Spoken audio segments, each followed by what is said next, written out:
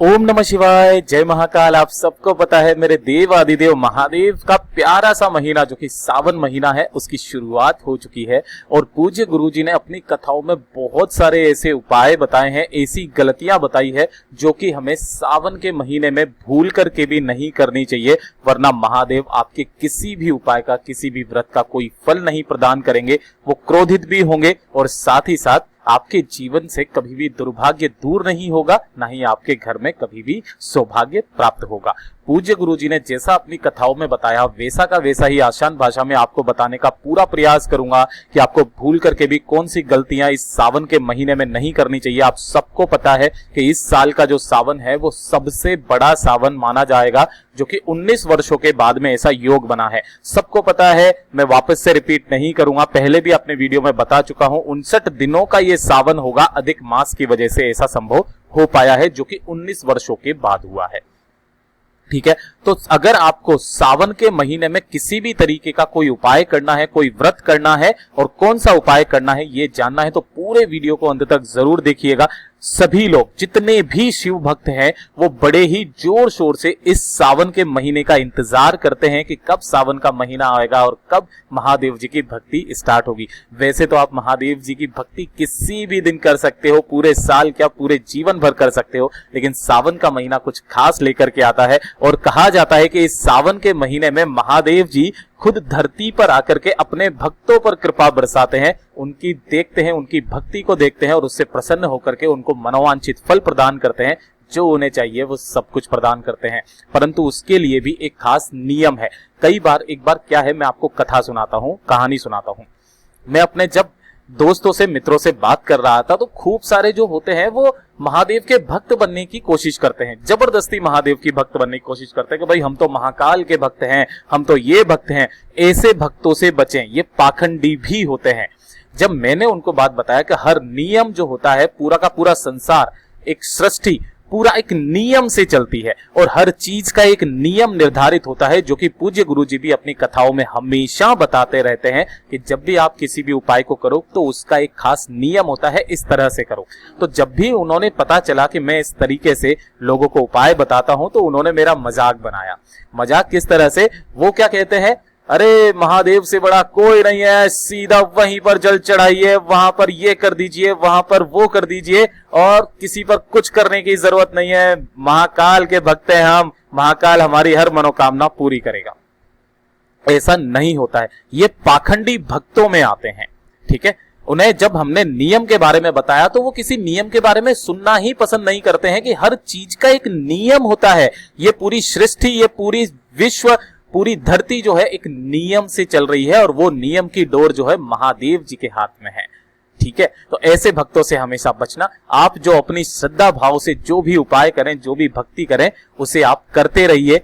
फल की इच्छा मत कीजिए, बस आपको महादेव की भक्ति करनी है। खुद महादेव आपकी हर एक मनोकामनाओं को पूरा करते चले जाएंगे। इस महीने में जब भी भगवान शिव धरती पर आकर के अपने भक्तों पर कृपा बरसाएंगे तो आप सबको पता है कि ये वाले जो दिन है, यानी कि जो सावन के दिन है, वो कितने शुभ और पवित्र माने जाएंगे। सबसे पहले मैं आपको बात बता देता हूं कि इस बार का जो सावन है 59 दिनों का होने वाला है, 59 दिनों का। और उन पूरे 59 दिनों के अंदर आपको इस बार 4 सावन के सोमवार नहीं मिलेंगे, आपको 8 सावन के सोमवार प्राप्त होंगे और साथ ही साथ मंगला गौरी व्रत भी प्राप्त होंगे, जो कि 9 होंगे। और जो सावन की शुरुआत हो रही है वो मंगला गौरी व्रत से ही हो रही है। आप खुद सोच सकते हैं कितना प्यारा दिन है, जो कि कल सावन का महीना स्टार्ट हो रहा है। कितना प्यारा दिन है, पहले ही दिन से आप उपायों को करना स्टार्ट कर दीजिए। इस पूरे वीडियो के अंदर मैं आपको हर एक उपाय के बारे में बताने वाला हूं। ठीक है, तो जितने भी भक्त हैं पूरे वीडियो को बड़े ध्यान से सुनना, समझने की कोशिश करना। सबसे पहले बात कर लेते हैं कि जो सावन के 8 सोमवार हैं, मैंने पहले भी अपने वीडियो में बता दिया है, जो कि 10, 17, 24 और 31 जुलाई को आने वाले हैं। और अगस्त के महीने में जो सावन के सोमवार आएंगे वो भी 4 आएंगे, 7, 14, 21 और 28 अगस्त को आने वाले हैं। मंगला गौरी की जो तारीख है वो भी मैं आपको बता देता हूं, 4 जुलाई, 11 जुलाई, 18 जुलाई है ना, 25 जुलाई, 1 अगस्त, 8 अगस्त, 15 अगस्त, 22 अगस्त और 29 अगस्त को मानी जाएगी। ठीक है, अब आपको ध्यान रखने वाली कौन कौन सी बातें कि हमें कौन सा व्रत करना चाहिए, गलती मत करना इस बार। काफी लोगों को नहीं पता होता है कि हमें क्या करना है, क्या नहीं करना है, इससे महादेव क्रोधित होते हैं। और आपको एक और चीज बता देता हूं कि ये जो सावन का महीना होता है, इस सावन के महीने में ऊर्जा का संचार होता है। अगर आपने महादेव जी की भक्ति पूरे तन मन धन से कर ली, साथ ही साथ अगर पूरे नियम से कर ली, तो ऊर्जा का संचार आपके अंदर होने लगेगा और आप नई क्रियाओं में खो जाएंगे और आप उन्नति के मार्ग पर चलते चले जाएंगे। काफी सारी देवीय शक्तियां जो होती है वो धरती पर अवतरित होती है और उन्हीं देवीय शक्तियों को पाने के लिए हमें कुछ नियम धारण करने होते हैं, कुछ उपाय करने होते हैं। और अगर आपने वही उपाय बहुत ही सिद्धता से कर लिए तो आपको वो देवीय शक्तियां प्रदान होती है जो कि खुद महादेव जी अपने भक्तों को देते हैं। ठीक है, कुछ कुछ चीजें हमें बहुत ध्यान रखने की जरूरत है। पहली चीज जो हमें ध्यान रखने की जरूरत है, गुरुजी की कल ही मैं कथा सुन रहा था और इसीलिए मेरे को ये वीडियो बनाने की जरूरत पड़ गई कि आप जो बेलपत्री तोड़ते हो तो सावन के महीने में आपको कभी भी बेलपत्र नहीं तोड़ना है कुछ इस तरीके से कि पेड़ को कुछ भी नुकसान पहुंचे।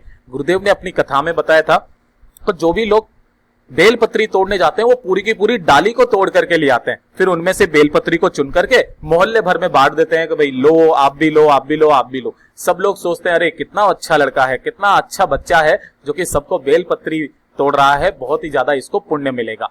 लेकिन ये पुण्य का भागीदार नहीं है, ये पाप का भागीदार है, उसे नरक प्राप्त होता है, ऐसा पूज्य गुरुजी ने अपनी कथा में कहा गया था। आपको सिर्फ बेलपत्री के पेड़ से सिर्फ और सिर्फ उनसे आज्ञा मांगकर, बेलपत्र के पेड़ से आज्ञा मानकर आपको बेलपत्री वहां से तोड़नी है। इसी तरीके से नियम धारण कर लेना, वरना सावन के महीने में महादेव जी आपको माफ नहीं करेंगे। दूसरी चीज, एक और बात ध्यान से सुनना, बेलपत्री कभी भी हाथों हाथ तोड़ करके महादेव जी की शिवलिंग पर नहीं चढ़ानी है। जब भी आपको चढ़ाना हो आपको पहले से ही बेलपत्र तोड़ करके तैयार रख लेनी है। ध्यान रखना, बेलपत्र कभी भी बासी नहीं होते हैं, इन्हें आप रख सकते हो अपने घर पर और उन्हें धो करके महादेव जी को समर्पित कर सकते हो। अगर आपको बेलपत्र ना मिले तो उस कंडीशन में आप किसी भी शिवलिंग के ऊपर जो भी किसी ने भी चढ़ाया हो बेलपत्र, उसे धोकर के, स्वच्छ जल से धोकर के और वापस अपनी कामना कह करके आप चढ़ा दीजिए। इसी में मेरा देव आदिदेव महादेव जो है वो प्रसन्न होकर के आपको फल की प्रदान जरूर करेगा। कुछ एक खास दिन है जो गुरुदेव ने अपनी कथा में बताए हैं कि किन किन दिनों पर आपको बेलपत्री नहीं तोड़नी चाहिए, वरना महादेव जी क्रोधित होंगे। उनको मैं यहां पर लिख देता हूं, आप ध्यान रखना।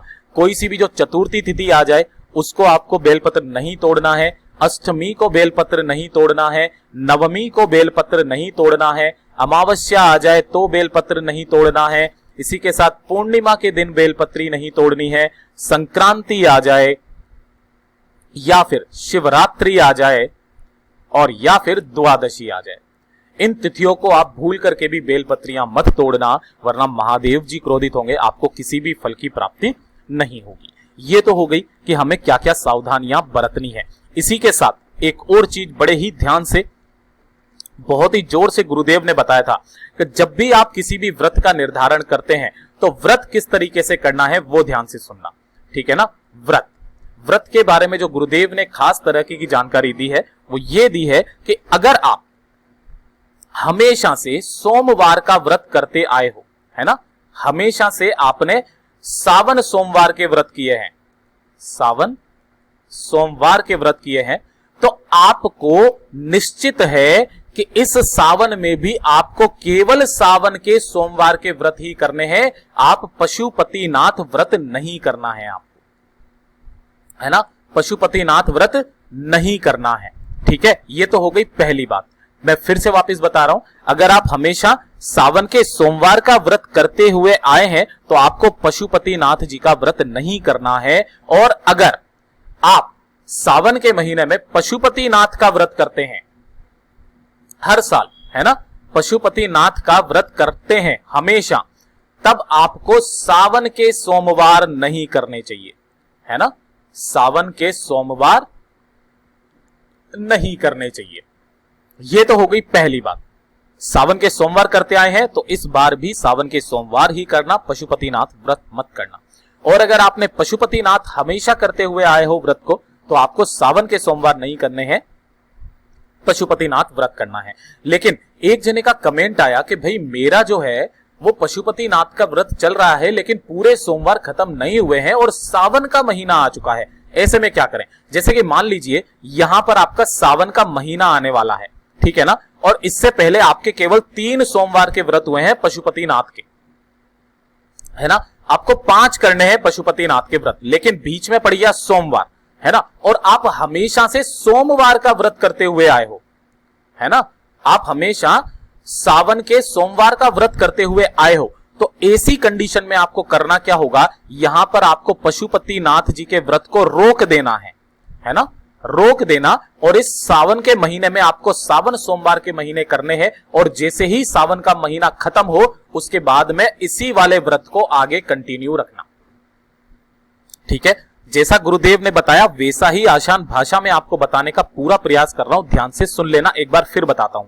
जैसे आप हमेशा सावन सोमवार करते हुए आए हो, अब आपने पशुपतिनाथ व्रत को स्टार्ट कर दिया, जिसके केवल 3 सोमवार हो पाए हैं, लेकिन सावन महीना आ चुका है। तो आपको करना क्या होगा? पशुपतिनाथ को व्रत को वहीं रोक देना, आपको सावन के सोमवार करने हैं, और जैसे ही सावन का महीना खत्म होगा उसके बाद में पशुपतिनाथ व्रत को वहीं से कंटिन्यू कर देना, ठीक है। तभी जाकर के आपको फल की प्राप्ति होगी, वरना नहीं होगी। ये चीज बहुत जोर करके गुरुदेव ने बताई थी, वैसा का वैसा ही आपको बता रहा हूं, ठीक है। अब ध्यान देना कि आपको व्रत में पूरा फल प्राप्ति के लिए क्या क्या नहीं करना चाहिए और क्या क्या करना चाहिए, ये चीज ध्यान रखना।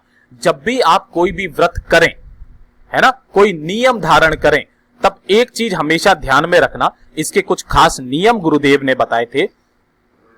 बताया गया है कि व्रत के समय पर आपको पहली चीज उधार मांग करके कुछ भी नहीं लेना है। उधार मांगना जो है वो बंद कर देना है, कुछ भी उधार मांग करके खाना नहीं है। अगर कोई व्यक्ति आपको कुछ देता है खाने के लिए अपनी इच्छा से, तब उसे आपको स्वीकारना है, अदरवाइज उधार से हमेशा दूर रहना है व्रत के लिए, वरना आपका व्रत खंडित माना जाएगा। दूसरी चीज जो आपको ध्यान में रखना है, झूठ नहीं बोलना है। आप सबको पता है सावन के महीने में, चाहे आप सावन के सोमवार करो चाहे कोई सा भी व्रत करो, सावन के महीने में आपको झूठ नहीं बोलना है। महादेव जी इससे क्रोधित होते हैं और आपको किसी भी फल की प्राप्ति नहीं मिलती है, ठीक है। तीसरी जो चीज बताई है, चुगली नहीं करना है, किसी की भी चुगली नहीं करना है, ठीक है ना। चौथी चीज, कर्ज नहीं लेना है, गलती से भी इस महीने में कर्ज मत लेना, ठीक है। याद रखना, जो व्यक्ति इन सब चीजों को करता है उसका पवित्र महीने का ये जो पवित्र व्रत होता है भंग होता है, व्यक्ति की पवित्रता नष्ट होती है, उसे भी किसी भी फल की प्राप्ति नहीं होती है। इसके बाद में आपको व्रत के अंदर नाशपाती भूल करके भी नहीं खाना है ना। नाशपाती का जो फल आता है ना, कई बार अगर आप व्रत में फल खाओ और नाशपाती आ जाए तो नाशपाती का फल भूल करके भी मत खाना। 6वें नंबर की जो चीज है, कुट्टू का आटा या सिंघाड़े का आटा आपको नहीं खाना है। क्या? काफी सारे लोग होते हैं जो कुट्टू का आटा या फिर सिंघाड़े का आटा खा लेते हैं, है ना, वो चीज आपको नहीं खानी है। ये चीज ध्यान रखना। अगर कोई ये आटा काफी दिनों का पुराना हो चुका है तो आप भूल करके भी मत खाना। क्यों नहीं खाना है मैं आपको बता देता हूं। गुरुदेव ने कथा में बताया था कि उसके अंदर थोड़े थोड़े से कीड़े पड़ जाते हैं जो कि मांसाहार भोजन के अंदर गिना जाता है। तो आपको ऐसे में ये काम नहीं करना है और भूल करके भी भगवान शंकर के पास जूते चप्पल नहीं खोलने हैं। साथ ही साथ अगर किसी स्त्री को मासिक धर्म है तो वो पूजा पाठ नहीं कर सकती है, इससे देवीय शक्तियां नाराज होती है और आपको इसका विपरीत फल प्रदान होता है। ये तो हो गई जो आपको व्रत के अंदर ध्यान रखने वाली बातें थी। हो सकता है मैंने आपको पूरा अच्छी तरीके से समझाया, ना समझ में आया तो वीडियो को एक बार फिर से वापस रिमाइंड कर लीजिएगा, ठीक है। अब बात करते हैं एक बेलपत्री के उपाय के लिए, ठीक है ना। एक बेलपत्री का उपाय गुरुदेव ने कथा में बताया था कि कुछ हो ना हो, सावन के महीने में मात्र एक बेलपत्र जो है महादेव जी की शिवलिंग पर चढ़ाना स्टार्ट कर दीजिए। इसी एक शिवलिंग पर जब आप बेलपत्र को चढ़ाते हो, इसका फायदा जो गुरुदेव ने बताया था, ध्यान से देखना, समझने की कोशिश करना। बेलपत्र चढ़ाने से होता क्या है कि जो शिव जी का मस्तक होता है वो हमेशा शीतल रहता है, ठंडा रहता है, आपसे खुश होता है, आपकी दरिद्रता का नाश होता है, आप सौभाग्यशाली बनते हो। और ध्यान रखना कि जब भी आप महादेव जी को शिवलिंग पर बेलपत्र समर्पित करते हैं, हनुमान जी भी बहुत ही ज्यादा प्रसन्न होते हैं, क्योंकि हनुमान जी भी जो हैं वो शिव जी के ही रूप हैं। ये ध्यान रखना, आपने कथा में पढ़ा भी होगा, त्रेता युग में शिव शंकर जी हनुमान बने, है ना। तो त्रेता युग में शिव शंकर जी ने हनुमान जी का रूप धारण किया था। और ध्यान रखना, बेलपत्री को कभी भी हाथों हाथ तोड़ करके शिवलिंग पर मत चढ़ाना, पहले से ही तोड़ करके रख लेना, ठीक है। ये वाली बात हो गई। अब उपायों के बारे में बात करते हैं। उपाय जो एक गुरुदेव ने बहुत ही खास और अचूक उपाय बताया है, 108 चीजों वाला उपाय। इस वाले उपाय को आप सावन के महीने में कभी भी कर लेना, और जब भी सावन का सोमवार आए, ध्यान रखना, सावन का सोमवार जब भी आए, आपको इस वाले उपाय को करने से मत चूकना। चाहे तो आप 108 चावल के दाने ले लो।